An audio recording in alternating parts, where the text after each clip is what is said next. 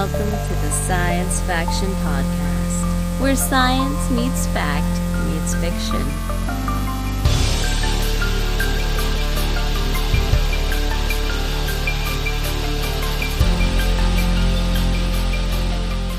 This is Science Faction for the week of June 16th, 2025. I'm one of your hosts, Stephen Dominguez, and with me today, two happy daddies. What's up? I'm Benjamin Daniel Lawless. So happy. Devon Kraft. I guess I'm happy. If you're happy and you know it, you're on this podcast.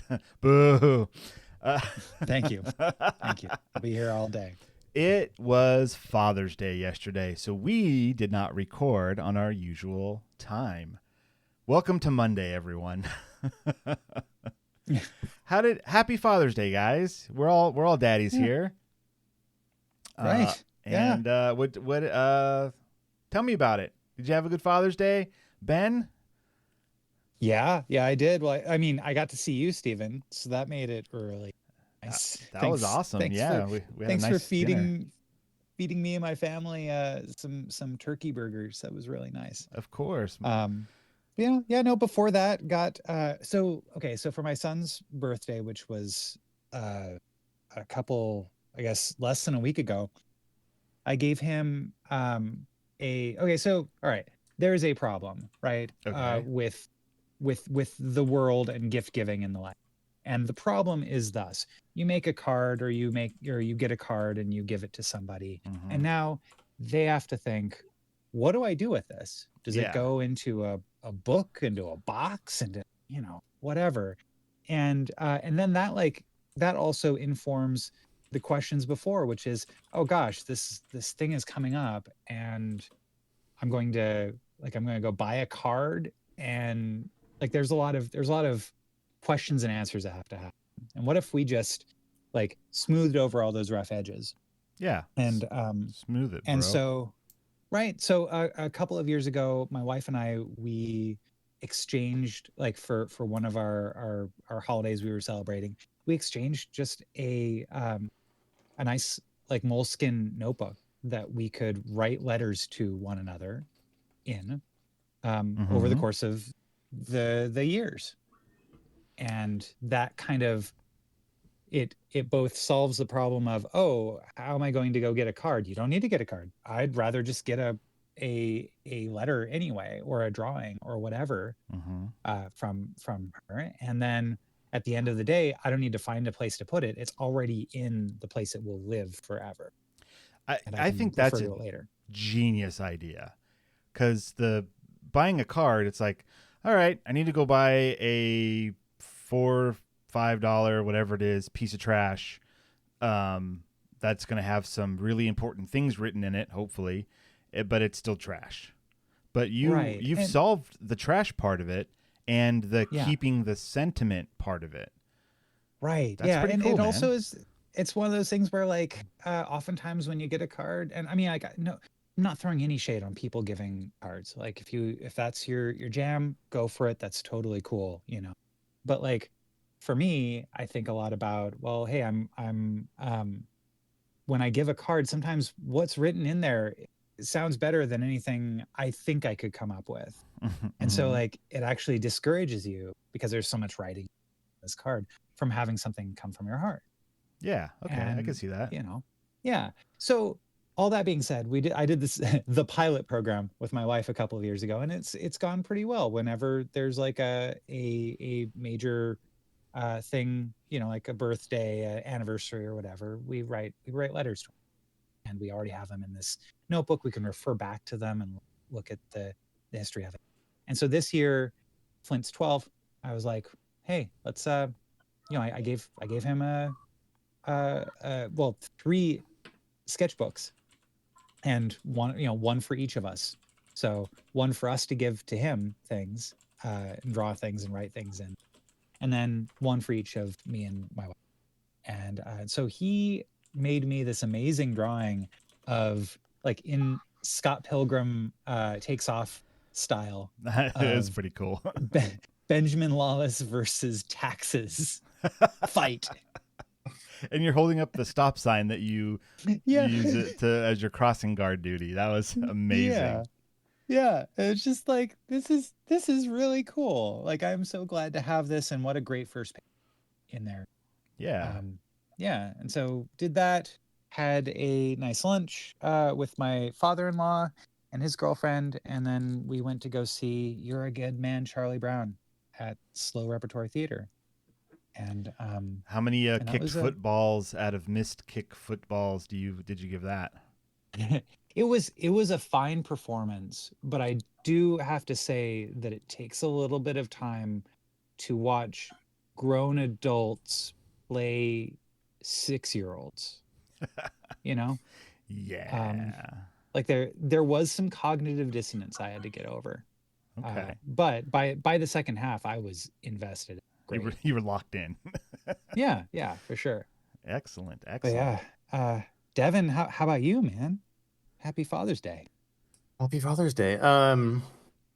We went to a play. We went and saw Annie at a theater here, which was good. There were, it's got a cast of mostly kids. They all did really well.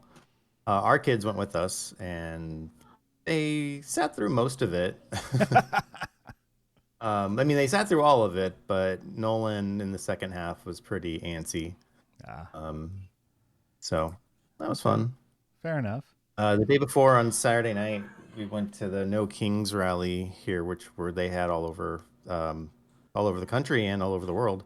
Yeah. And we brought our kids to that, and they enjoyed that for the most part. Luckily, it was at a park that had a splash pad and a playground. So once they got bored, and it was really hot, so they went and played.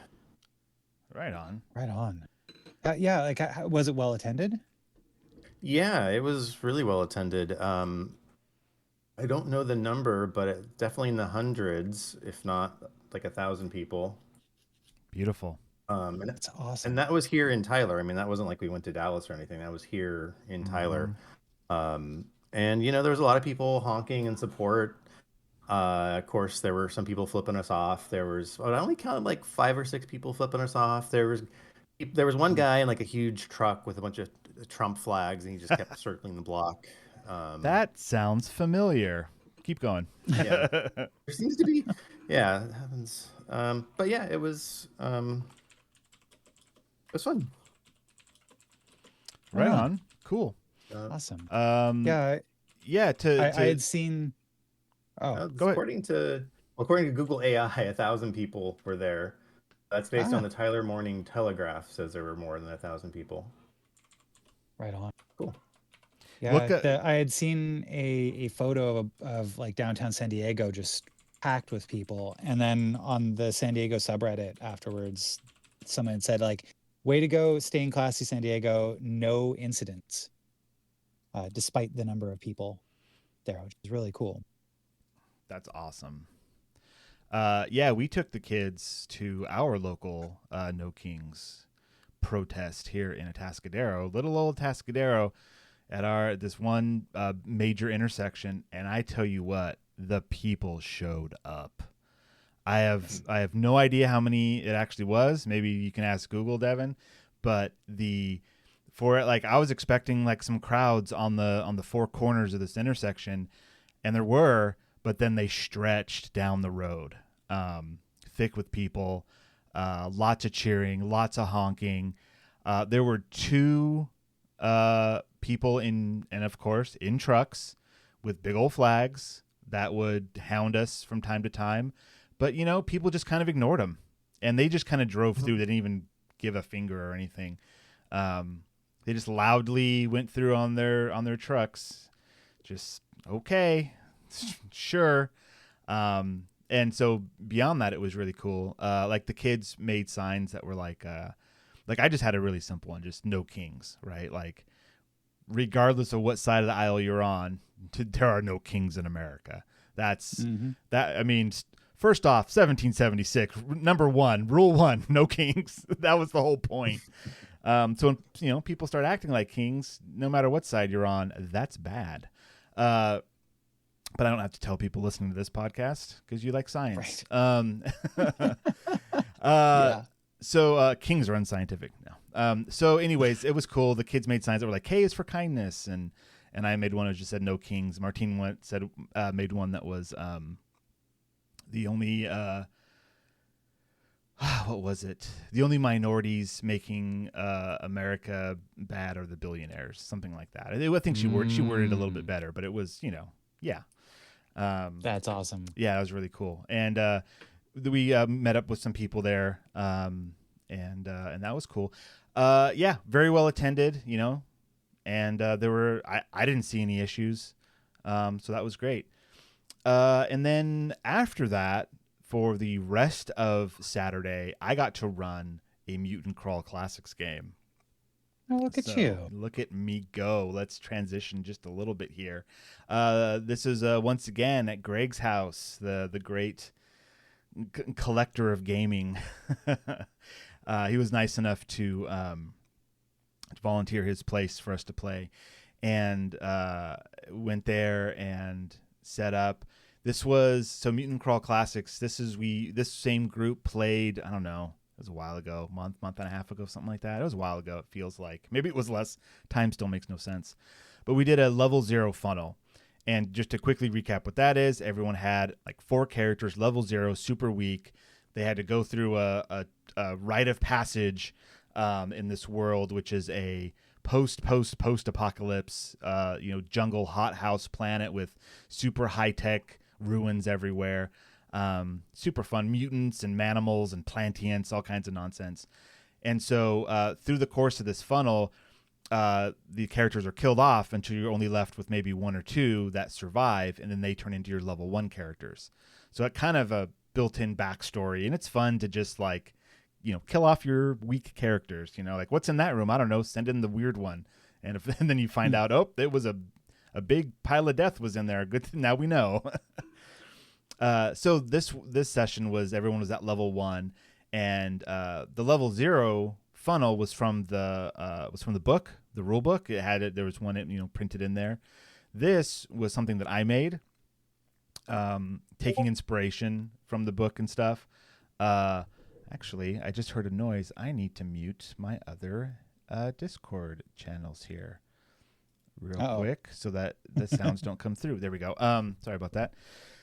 So this level 0 or this level 1 session now was cool because we had travel to a place, and it was a big tower.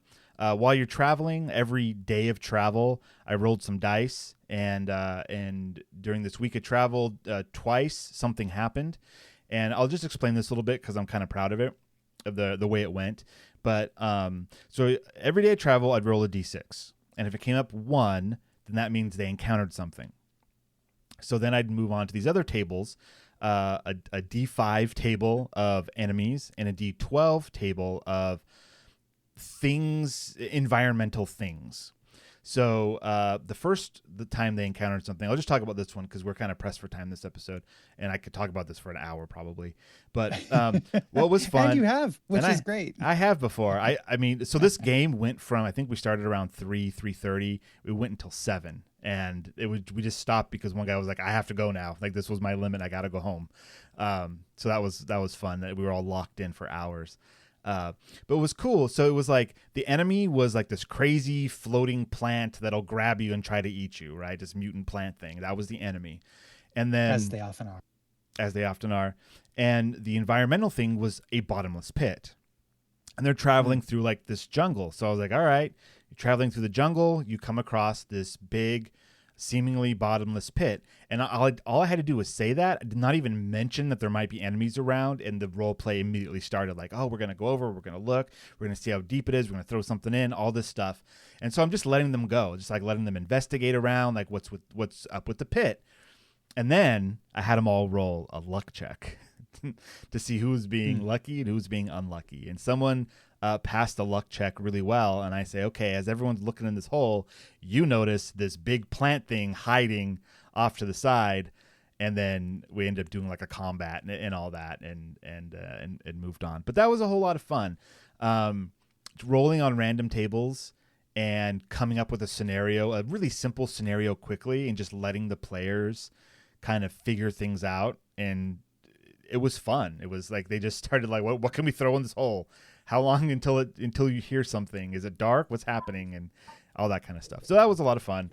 And then I did something similar with the tower that they were exploring. And there's plot reasons, but I designed it so that level 1 through, I want to say 6, every level I had a table of 10 different options for what each level would have on it. And so every level I would just roll and be like, all right, on this level, this is what's happening. And then try to survive it. And some levels had nothing. Some levels had some enemies. Some had little puzzles to solve. And the tower in total is like, I want to say it's 12 stories. We got all the way up to the 9th story. And then we had to stop the game, which is good because at the top of this thing is like the big boss fight, of course. So the next time we play, it'll just be a couple of floors to like kind of get back into the groove of things, and then like the big finale, which, you know, the big finale will probably take a couple hours on its own. So that's like a whole nother session right there, just ready to go. As the judge, which is what they call the DM, the GM for Mutant Crawl Classics, it was a lot of fun running with tables and just randomness. There was a beautiful piece of role playing by everyone when they found a super high tech cybernetic arm that they discovered would automatically attach itself if an arm was severed. And one of the players decided he wanted his arm severed right now to get the cybernetic arm. And yikes! That was a lot of fun. I think that was the high point of the session, because at one point everyone at the table is just yelling and screaming like, "I'm gonna hold him down! I'm gonna hit him with the axe!" And, you know, just all this stuff. And in the end, it took a couple of axe swings before that arm was severed. But then, there goes the cybernetic arm on a fox type manimal. Which is like half man, half animal fox creature, now has a human right cybernetic arm, which gives them +6 strength. Oh.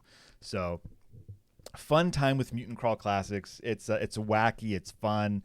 There's stone axes and there's lasers and there's mutants, and it's amazing. It's a fun game. And then to wrap this up, about 20 minutes ago, well, more than that, maybe about an hour ago, I decided, you know what? I need to watch Predator Killer of Killers on Hulu. Because Predator's awesome. This is an animated thing. It looks cool. And I finally needed to hook up Hulu to my Disney Plus account. So I did it all in one shot. It's like a movie, but it's split up into segments. I was only able to watch one of the segments, which is the 800 AD Vikings segment. And if you want to watch Vikings and a Predator fight, watch this. It is exactly what's on the tin, and it is fun. So, yeah, 100%. And that story was about 20 minutes long, and then at the end of it, there's like a little mysterious scene, and then the next one started in the Japan, and I want to say like 1200 or 1300, or was it 16? It was like a significant time jump later, and then now it's, you know, Japan. So so far it's exactly what you expect. Cool fights, cool Predator stuff. Yeah, watch it if you're a fan of that kind of stuff. Devon, highly recommend. It's a fun time. Cool. Yeah, I'll check it out. Yeah, very violent. All right, guys, let's move right along here on our busy Monday. If you want to talk about violence, I've got a future now for you, friend. Well, let's get into it. Ben, tell us, future or now? Now. Well, this is now, and this is an article from The Guardian about the Download Festival, which happened in Leicestershire. You know, I'm sure I'm butchering that. No, that's Leicestershire. Right. Leicestershire. Yeah. Okay, cool. Leicestershire, which happened there from the 10th to the 14th of June this year, 2026. Mm-hmm. The Download Festival rockers are told to take off their smartwatches after mosh pits spark emergency alerts. What? Which, I mean, okay, so like from a personal standpoint, shortly after I got my Apple Watch several years ago, I was kind of skipping down my driveway, and all of a sudden I get to the bottom of my driveway, which, as you guys know, Very steep. is a little steep. Yep. Yeah. I got to the bottom of my driveway, and my watch started buzzing and going, "Have you had a fall? We're now calling 911 in the next 30 seconds if you don't tap on this." Oh, that's a weird Apple game. Cool. Yeah. I was like, well, hey, thank you, but no thank you. I am good, and I've always wondered, like, okay, what sorts of things are going to set that off? Mm-hmm. Well, back at the heavy metal event in 2023, the Download Festival in 2023, police had received nearly 700 false collision calls to 999, which is the British 911. Yeah, and, that's what Motorhead told us all about, I believe. Yeah, right on. And so, basically they got an additional 700 calls than what they were expecting, but they were all made automatically from smartwatches and other devices worn by fans because the tech assumed that people in mosh pits had been in a collision. And so here's another type of place you may want to leave your cell phone at home if you go to, not just a rally or a protest, but also maybe a heavy metal festival. Well, how else are you going to find if the area around you is too loud or not? Oh, yeah, true. I relied on my smartwatch for that. Yeah, I mean, according to Leicester police, they said on social media this week and prep for this, like, hey, when we had a rise of nearly 700 extra calls, all of those calls had to be assessed. Like they had to treat all of them very, very, like, why wouldn't they treat them seriously? They have to ensure that there's no threat, no risk, no harm. And that takes their contact handlers away from answering true emergency calls. Fair enough. Yeah. So, Okay. and so if you do find yourself at a mosh pit and it accidentally goes off and you do get in touch with emergency services, do stay on the line to let them know you're safe. Yeah, because all they're going to hear is, ah! Right. Amidst all the enjoyable chaos and energy release. Like, yeah. Yeah. So, but evidently, I mean, here we are. It is past the dates of it. But Green Day, Korn, and Sleep Token were the daily headline acts at the festival this year. Wow, what a range! Right. Yeah, I just thought that was a fascinating thing, and it's reported by a lot of different news outlets. But the first one I saw was The Guardian UK. So that's awesome. Thanks, Guardian. Thank you. Thanks for guarding us. Awesome. Yeah. Dial 999. Or don't if you're not. Or don't. If you're not in a trouble. Don't allow your technology to call it for you. Sometimes. Well, I don't know. It is so nice. I mean, I guess I gotta say that that it is, as much as my smartwatch is a terrible watch, it does a lot of things that I am glad I don't need it to do all the time. But when I will need it to do it, perhaps it could actually save my life, Yeah. I'm sure people have died in mosh pits from falling down. So, Dude. Settle down, everyone. Mosh safely. All right. You're such a dad. That was like the most dad thing to say. I am wearing a shirt that my kids got me for Father's Day, so yeah, I'm feeling the dad right now. All right. Is that it for your article there? Yes. Sweet. All right. Well, I'm gonna call this one Trash and Treasures. So last week, Devon and I both read this one, but then Devon decided to just talk about animal cruelty for an hour, so we didn't get to it. Which, thank you, Devon. Yeah. You're welcome. Yeah. All right, so this was published on June 8th from Science Daily. Of course, links in the show notes. The title is How Outdated Phones Can Power Smart Cities and Save the Seas. In a world where over 1 billion smartphones are produced yearly, a team of researchers is flipping the script on electronic waste. Instead of tossing out older phones, they've demonstrated a groundbreaking approach, turning outdated smartphones into micro data centers. This low-cost innovation, just €8 per phone. I don't know what's the euro to dollar ratio? I'm sure it's always in flux, but what's it about? Anyone know? About 1.2, 1.4, somewhere around there. Okay, so a euro is a little bit more than an American dollar. Yes, so €8 would be about $9.25. Okay, right now, under $10. So this low-cost innovation offers practical applications from tracking bus passengers to monitoring marine life without needing new tech. This is pretty cool because we need to figure out how to stop making all this technology. We've got too much. Technology, I mean, things, of course, are moving quickly, right? Like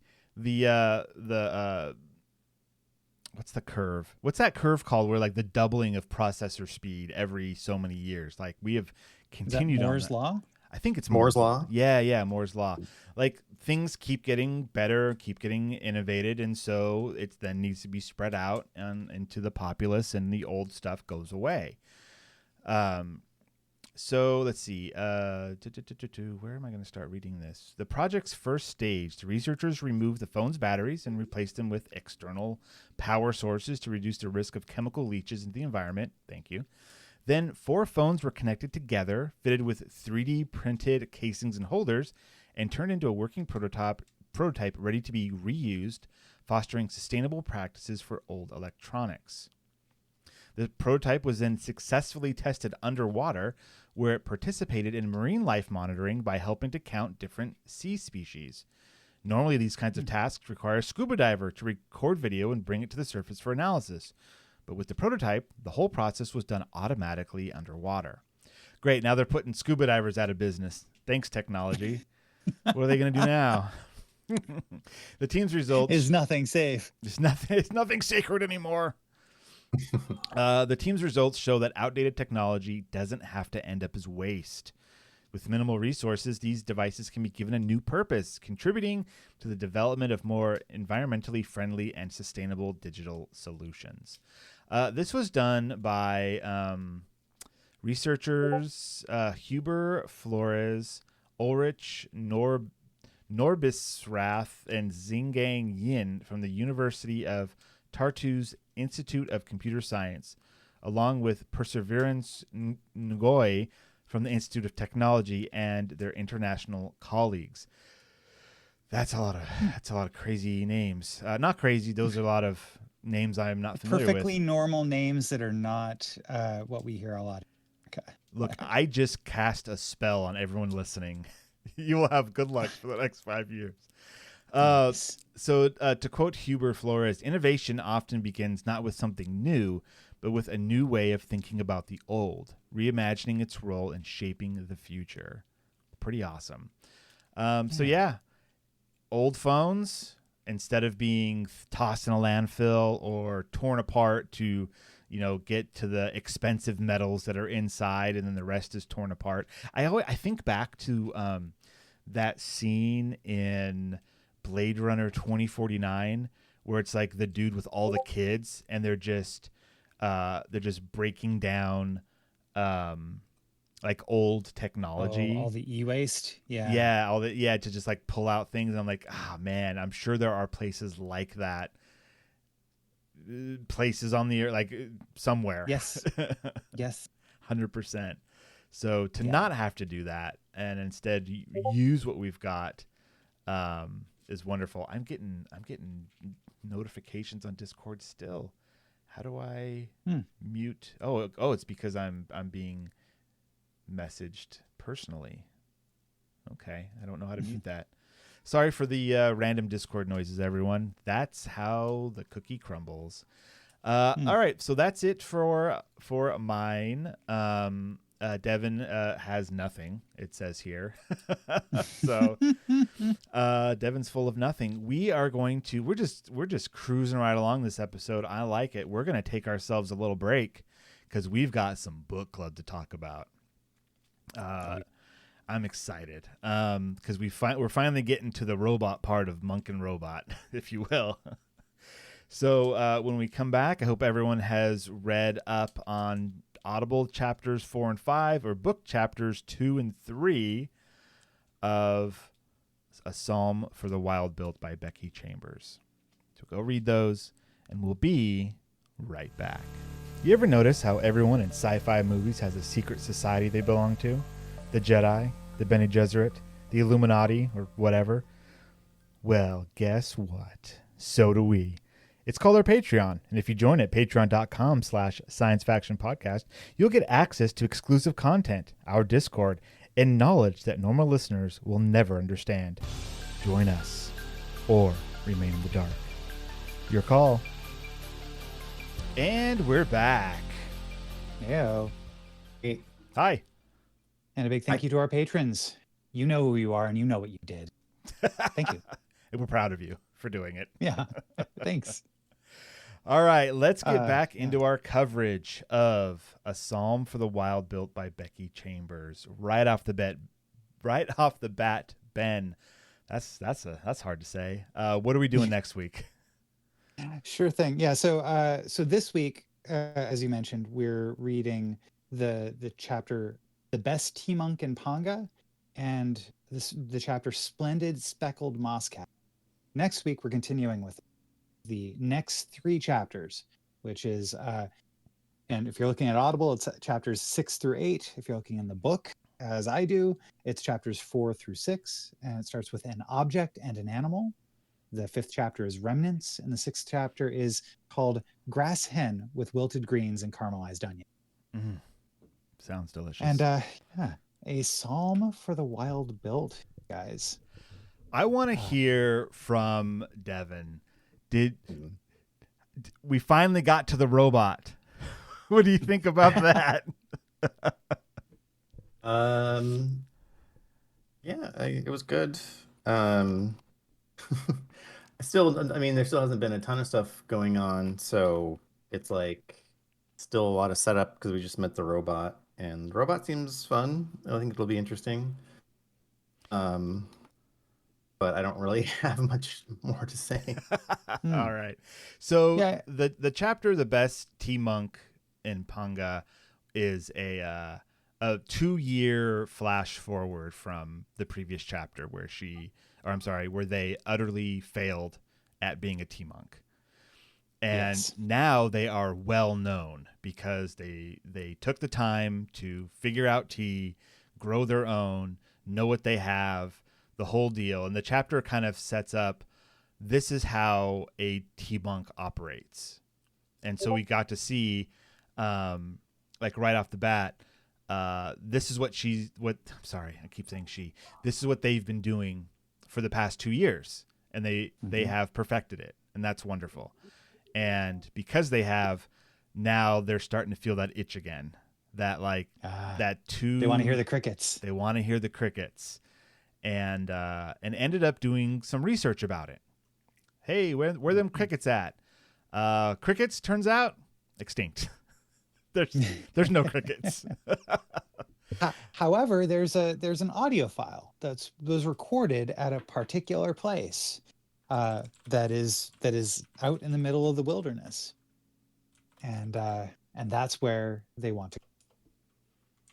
But I do want to kind of come back to the being a good tea monk. Mm-hmm. And one of the things I really appreciated about it was, through this you get to see the everyday lives of the people in the world. Mm-hmm. And that's super cool. But I also appreciated this one thing that I've been wrestling with in my meditation practice. But there's a quote here that someone who gets some tea and has had a really rough day.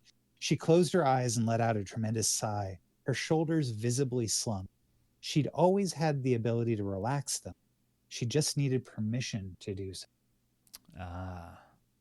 And that idea, that's kind of pointing to is something that a lot of people say, well, even meditators, they go like, well, why am I even doing this? Why am I sitting down and doing all this stuff? And it's not in order to create something that is in you. It's in order for you to give yourself permission to access something that's already inside it. You know, the piece is already there. You have to find it. Yeah. How do you access this inner nature that is in you? And I thought that was like super cool. You know, then praise Alale, the god of small comforts that Dex is of the order of. And yeah. So and then, sorry, yeah. The reason I was gone and I'm having trouble concentrating. The kids have been acting up. You've probably heard them in the background. I've been trying to mute my mic as much as I can. And Jen's father is here staying with us. And while I've been recording, they went into the room he's staying in, which the door was locked. So they were able to get the thing that unlocks the door. Oh, no. And then went in and took all his like clothes and his toiletries and medications and apparently have hidden them all around the house. What? And so now the kids are in trouble and we're trying to get them to show us where all the stuff is that they hid.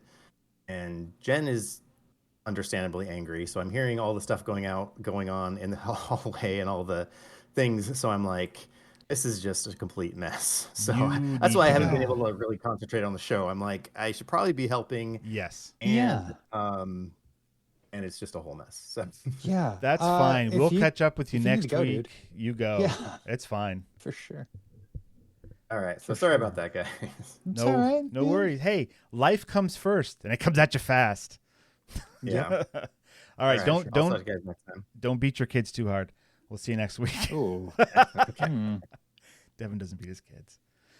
He does not. All right. See you later, Devon. All right. So, wow.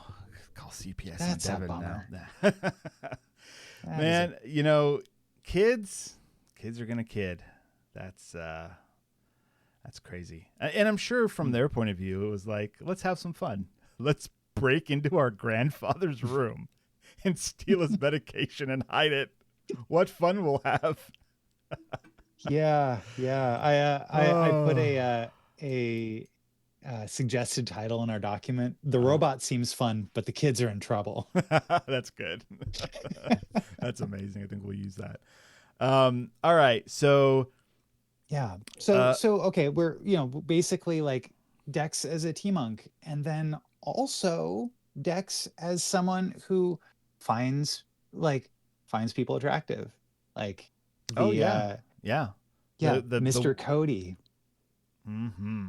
With the single dad of twins. Maybe not single, but the dad of twins. Yeah. Right. With arms that split logs and a smile that could make a person forget all concept of linear time. But the two babies strapped to his torso, one squealing on the front, one dead asleep on the back, made Dex keep any thought about the rest of Mr. Cody's anatomy completely to himself. What's great about Becky Chambers' writing is she does not shy away from the natural sexuality of people. Like this is stuff that we think about. We as people constantly think about. And she includes it in her writing without it being a focus. It's just another facet of being human, being alive. And exactly, yeah. I think being a monk doesn't preclude that in this world. Definitely not. Yeah. And so it's interesting, and that's okay. All right, let's talk Star Wars for a second. Let's talk about Star Wars. Let's talk about Star Wars. The Jedi, right? Like so so Anakin loves Padme. Yeah. Right. Does not say that the problem is love. In fact, goes very far to say that the problem is holding on to things. Attachment. The problem is, attachment. Exactly. Yeah. And so here, all of Dex's, relationship, well, there does not seem to be much relationship in all of this. Dex is just a human being living as a human would, but also has no attachment, to another person. The thing that they do have an attachment to is when they're, and spoilers for a little bit later, they're when they've sought shelter in their van when there's a bear outside, and suddenly realizes, oh wow, I'm in a place that, like, I know that this van is bear proof from prior experience, but me being in the van, like, maybe this wasn't such a great idea about me being here. So that's interesting, like the attachment, yes, and lack of it. That's good monk stuff. Not so good for the Jedi. No. I mean, there was a whole run in the Clone Wars with Obi-Wan and Satine, right, from Mandalore. Yeah, Bo-Katan's sister, I don't remember. And he even says, like, if you would have asked me to leave the Jedi Order, I would have. And it's like, oh, Obi-Wan was close. But then she died. So, oops. Spoilers. So, splendid speckled moss cap. Dex decides, I'm going to go to this monastery that's out in the middle of nowhere, because maybe there's crickets there. And on the way, it's like, oh man, maybe this was a bad idea, but I chose to do it anyway. And is listening to music, taking a shower, setting up camp, gets out of the shower. I left my towel. I'm still dancing. I'm naked. And then out of the forest comes a robot. Right. Like, what a... And just starts talking like, hey, what's up? I'm a robot. How can I help you? Haven't seen one of your kind in 200 years. Not alive, at least. Yeah. Oh, that's right. They're like, oh, what do you mean you've seen people? Well, not alive. Yeah. So splendid speckled moss cap, named after the first thing they see when they awaken or activated. From this point on, just called moss cap for short. Is a robot. We're going to learn more about them later, but they just kind of show up and are like, hey, I'm here. I want to know what humans need. Like how can I help energy, right? Yeah. The robots left 200 years ago, and we want to see how you guys are handling that. Like we kind of stepped away right when it seemed like you needed us. Are y'all doing okay? Yeah, you doing all right? You doing all right there, humans? Yeah. We could use some of that. Just have some robots come out of our forests and be like, hey, you guys need some help. Right. Yes. What if it was Bigfoots? A bunch of Bigfoots come out and go, hey, humans, it's been a while. Looks like you're up to no good again. Let's fix this. Right. Yeah. Yeah. But I think that, like, also there's a lot there, and then you get to learn a little bit about the robots, about their respect for the natural world, and then also, like, they Moscap recognizes all the gods that are painted on the outside of the van that Dex is living in, and they say, like, I didn't expect you to know the gods. And Moscap says, if you mean the custom of human religion, we know everything we observed of you during our time together. But as for the gods themselves, they're everywhere and in everything. Moscap smiled at Dex. Surely you know this. Yeah. So, like, I mean, that leads the reader to think, like, okay, if the robots also envision a god of the gaps, if you will, like, I don't understand this, must be a god. Like, that's kind of where my mind was at when I first read that bit. Like, that's like, okay, so how similar to humans are these robots? And then within that same scene, or very close to it, they ask, Dex has a math problem of some sort, and Moscap's like, oh, hold on, let me think about that. I'm not very good at math. Yeah, I can't do that and talk at the same time. Right. And they're like, what do you mean you're a robot? They're like, do you know how hard it is to be conscious? It's very difficult. Right. Yeah. Yeah. But like also, when Dex asks like, hey, how do you know all the gods? Like, I didn't expect that.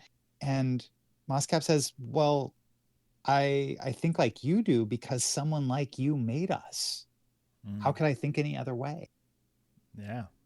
I mean, that is like when we talk about how our AI, quote unquote, works now, how a lot of it's just reformatted, regurgitated stuff from humans. There's nothing so far that's like made from nothing. It's all been, the internet has been analyzed, and that's what it uses to respond with probabilities of increasingly correct probabilities of what the answer should be. It's all human human thought and type manipulated. Of course it comes from us, right? And so if we get to robot times, what Moscap says makes complete sense. I think this way because you people made me. Makes sense. Yep. Yeah.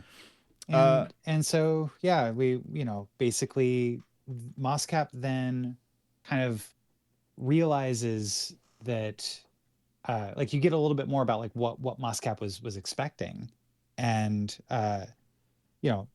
basically Moscap had it had come out and was like was figuring that that it was going to learn by trial and error, but instead now it has found itself a guide in Dex, right? And asks Dex, hey, can I come with you on all of your tea monkness, and like learn about the people and ask everybody, like interview everybody along the way. What do you need? Are your needs being met? And Dex, they're like, well, that's really not the journey I'm on at the moment. I'm looking for crickets. I'm looking for crickets. And that's when they kind of come together a bit. And Moscap is like, I got it. I'll help you find this monastery, find these crickets, and then you help me. Deal? And then a bear walks in. but yeah, I don't remember the exact order of events, but that's essentially like our introduction to Moscap. Also, Moscap says that they don't feel things how humans do, and then demonstrates it by ripping a piece of chest plating off of itself and being like, no, it's fine. These are my insides. Look, I can put it back on. Clunk. It explains that it's powered. There's like a solar coating on its back, for power, but it also has an internal power source. Dex can hear like whirring and clicking inside, so it feels like a very analog machine. Which is kind of cool. Like, I like that idea of robots versus the like so futuristic it's just essentially a person, Right. This feels like a thing, not a person in many ways.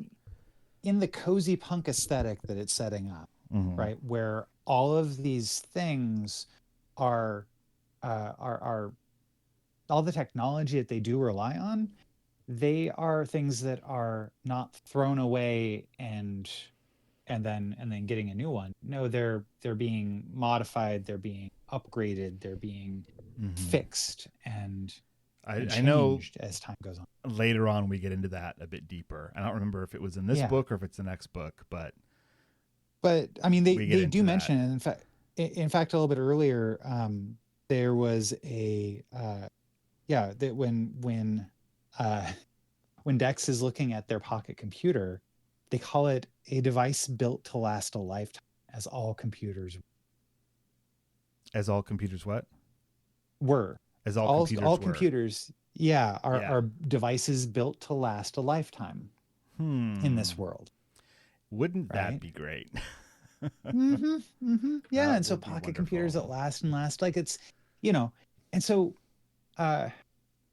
basically the end of this chapter goes, Dex decides, okay, we're going to go together. You know, the next phase of this is going to be Dex and Mosscap heading to the Hermitage in order to try to find some crickets, but the road is probably washed out in a bunch of places because people haven't been out maintained there. Right, this is an area that's no longer maintained. There's like warning signs and stuff, and of course Dex, if we remember, Dex is on a bike that is pulling a wagon, essentially like a big old wagon. So yeah, things might get rough, they'll rough going next. But man, what a good book. Right, yeah. But I think that, like, upon reading it the second time, there was a question that popped up just this last week as I was going through this. Is this story science fiction or is it fantasy? I think so far this is sci-fi. Okay. Because there's no space magic. Right. Like Star Wars is science fantasy because there is space magic. Space magic wizards are there. Yeah. And a lot of the technology is very hand wavy. Like, oh yeah, hyperspace. That's just what the spaceships do. And it's never like explained like, oh, there's a warp bubble that it connects to a wormhole that, blah, blah, blah, blah, blah. No, it's we pull the lever, the stars streak, and now we're where we want to go. And this book, I think another thing that Star Wars has too is it has like civilizations that have lasted thousands of years and technology has not. Well, it's interesting that you say that because I watched a thing, I think probably on YouTube at some point. They talk about how Star Wars is set during a post-apocalypse, essentially. Like the peak of the galaxy is way gone, and there's a lot of people just reusing and being subsistence, and and there's an argument for that in Star Wars, which I enjoy. But I was gonna say in this book, they explain the only magical bits so far, and what I can remember is that the robots gain consciousness, and that's never really explained in a technical manner. And I don't think it needs to, but to me, that's the one sci-fi bit. The rest of it is all based in reality. We could, be more conscious of recycling and reusing, and there's no nanotech. We can just do people are reusing things, rebuilding things, just living in a very different way. Look up solar punk when you have a chance. That is a very much let's live with the environment, not bend the environment to our will. And that is this book is also called Solar Punk, by the way. Oh, okay, gotcha. Yeah. Check that. That's a using technology to not interrupt Mother Nature, but to work along with it. So think solar panels and stuff. That's why it's solar punk. We put this out, it absorbs just like a tree would, but in a technological way, and and so the little bits that we've gotten of civilization feel like that. They feel like they could be real. There's no magic, right? And I say magic in a science fiction way of it's a technology that does whatever the writer wants it to do. This book to me, strictly opinion here, feels very grounded in that sense. Okay. Yeah, I guess part of it, what made me think about this is that we're getting so much information about the moon of Panga, right?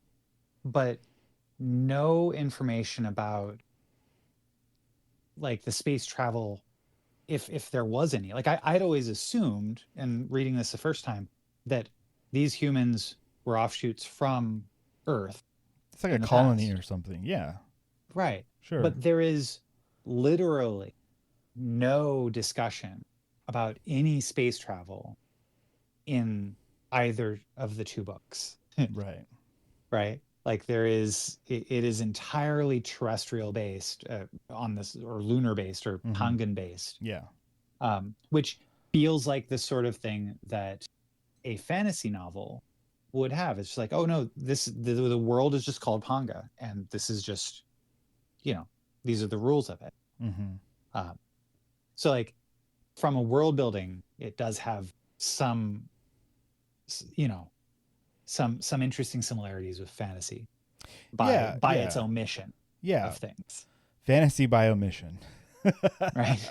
Like, I think in a more meta way, maybe Becky Chambers she's written a lot of space sci-fi and just wanted to omit that from this and not have it be a point. Because the story that she's telling has nothing to do with colonizing or the spreading of humans, or like, this could very well be part of the Wayfarer series of like, oh yeah, this is just some colony that got left behind and we don't communicate with anymore, and it's been 1,000 years, like an offshoot of the Exodin fleet. Exactly. It could be that.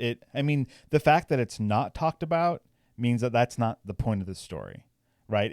And I also would posit to say that she wanted to break away from I have to deal with Earth in this story. Like, if this was a future Earth, well, now we got to think about, how did we get here? What happened?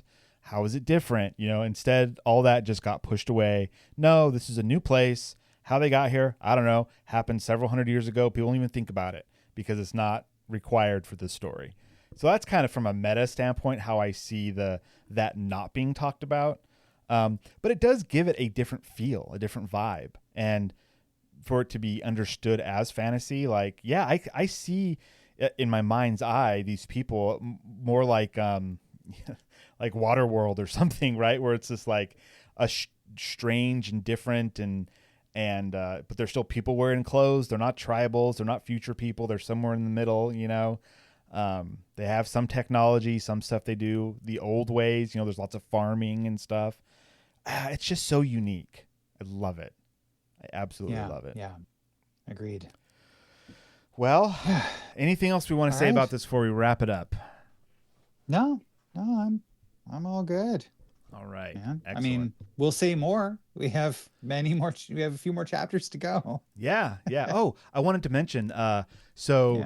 I'm listening to this on Audible, and my wife and I share an Audible account. And the other day, she was like, "Oh, I finished the books I was listening to, and I don't have any more credits." But she's like, "Did you get this Psalm thing? Like, what is that?" I was like, "Oh," and I quickly explained to her what it was all about. And I was like, "You should listen to it." She's like, "Oh, it's only like 4 hours long." I was like, "Yeah," because she was coming off of 30-hour books and stuff. And so she's listening to it and is enjoying it.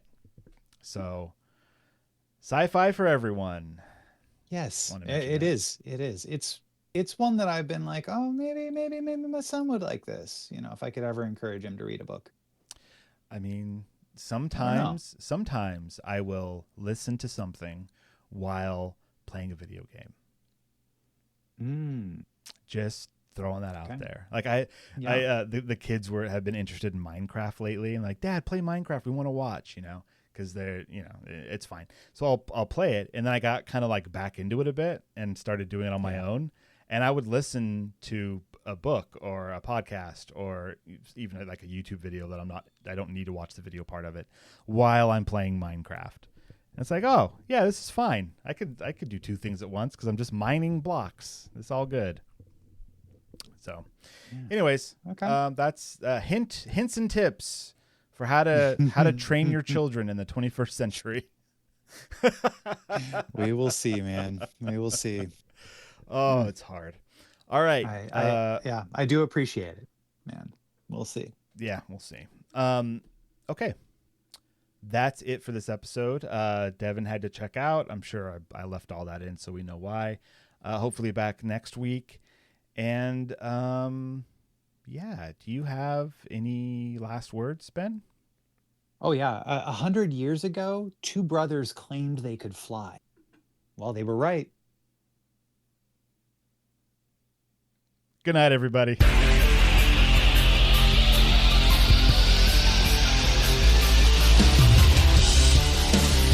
This has been the Science Faction Podcast. Tweet to the host at SciFact Podcast. Email them at sciencefactionpodcast@gmail.com and visit sciencefactionpodcast.com for more episodes.